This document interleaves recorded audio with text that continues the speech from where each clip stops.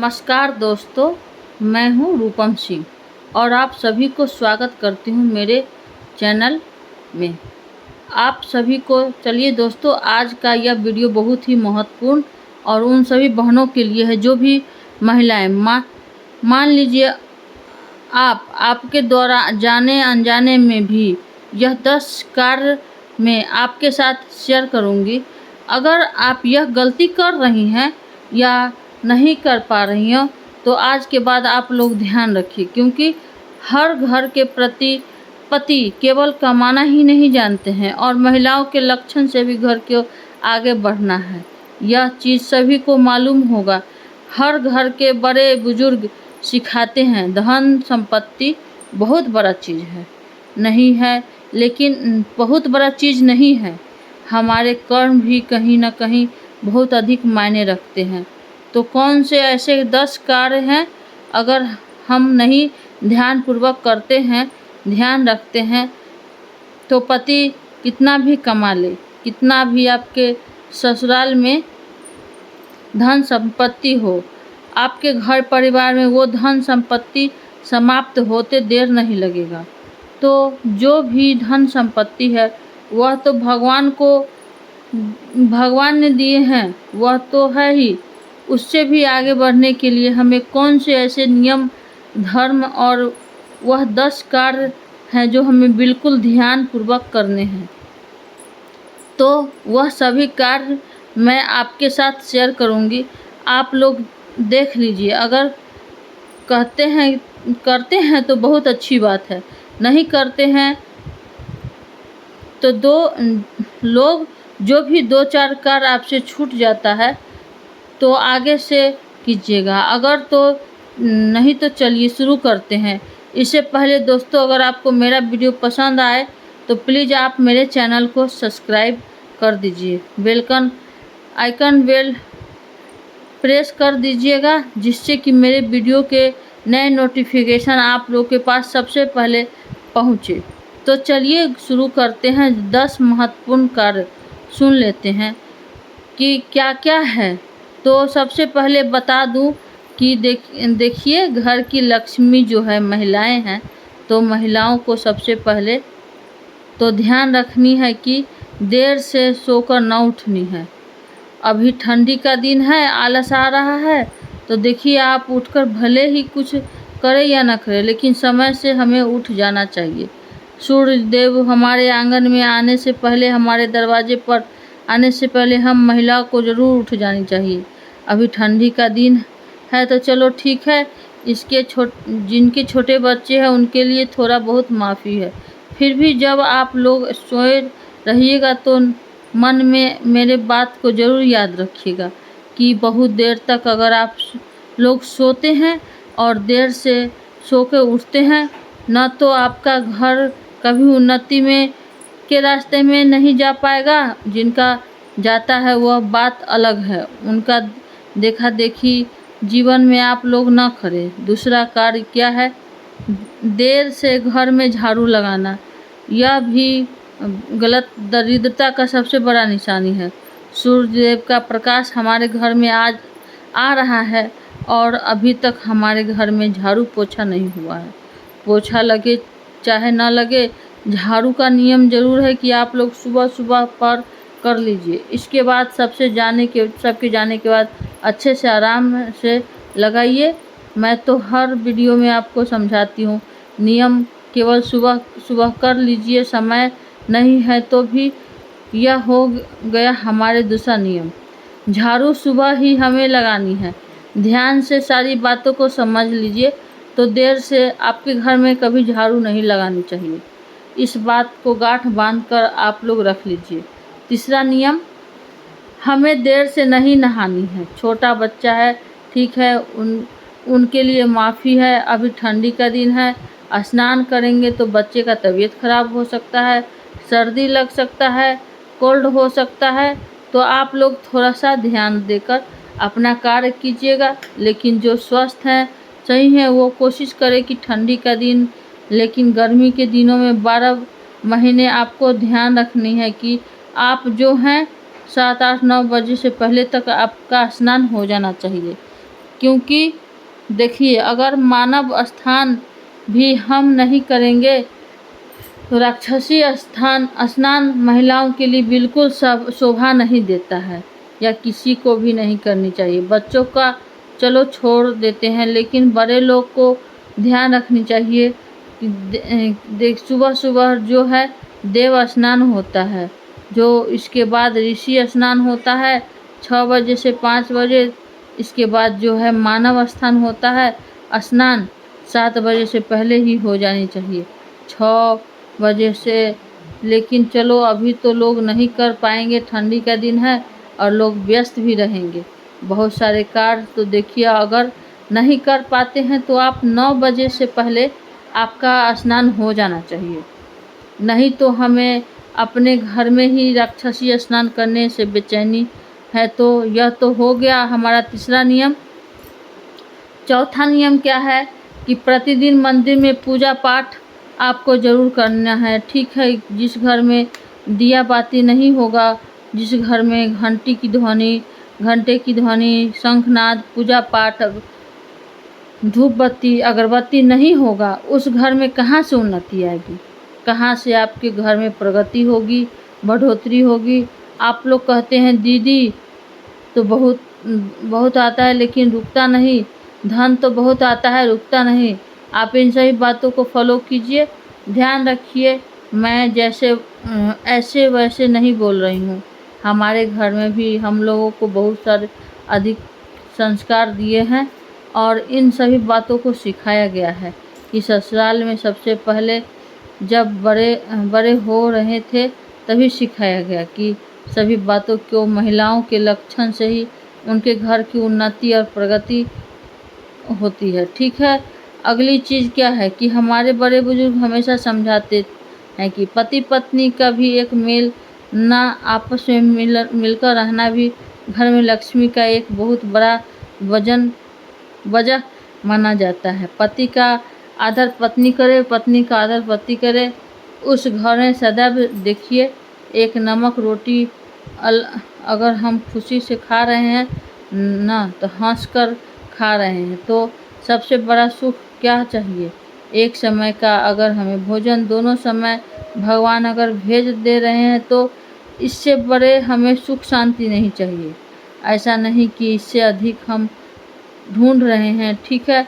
लेकिन पति पत्नी का भी इज्जत और आदर पति लोग भी अगर सुन रहे हैं तो बता दूं, जिस घर में पत्नी का आदर होगा उस घर में पति का आदर होगा, उस घर में माता लक्ष्मी सदैव निवास करती है। इस चीज़ को आप लोग आजमा कर देखिए और वहीं पे मारा पिट्टी झगड़ा हो रहा है और बताइए उस घर में कहाँ से आपको लक्ष्मी आएगी, आपके घर में बढ़ोतरी होगा, कभी नहीं हो सकता है। तो यह हो गया हमारा एक और नियम। अगला नियम क्या है, आपको ध्यान रखनी है। जो भी भोजन आप लोग बनाते हैं, नाश्ता लंच डिनर, जो भी ध्यान में रखिए भोजन को कभी जूठा ना करें। आप भोग लगाएं या ना लगाएं, आप 2-4 दिन देखिए। हमारे सारे लोग नमक टेस्ट करते हैं, 2-4 दिन आपसे गलती होगी, आप नमक है मतलब है कम ज़्यादा इस हो सकता है, लेकिन अगर आप लोग ना सोचेंगे कि थोड़ा सा बहुत देख लेते हैं, लेकिन 2-3 दिन गड़बड़ होगा, इसके बाद आप सीख जाइएगा। तो भोजन को कभी भी हमें जूठा करके नहीं बनानी चाहिए, क्योंकि रसोई घर में भी एक बहुत बड़ा मतलब घर माना गया है, माता अन्नपूर्णा का निवास स्थान माना गया है। तो कभी भी हमें जूठा करके भोजन नहीं बनानी चाहिए। तो यह तो हो गया अगला नियम।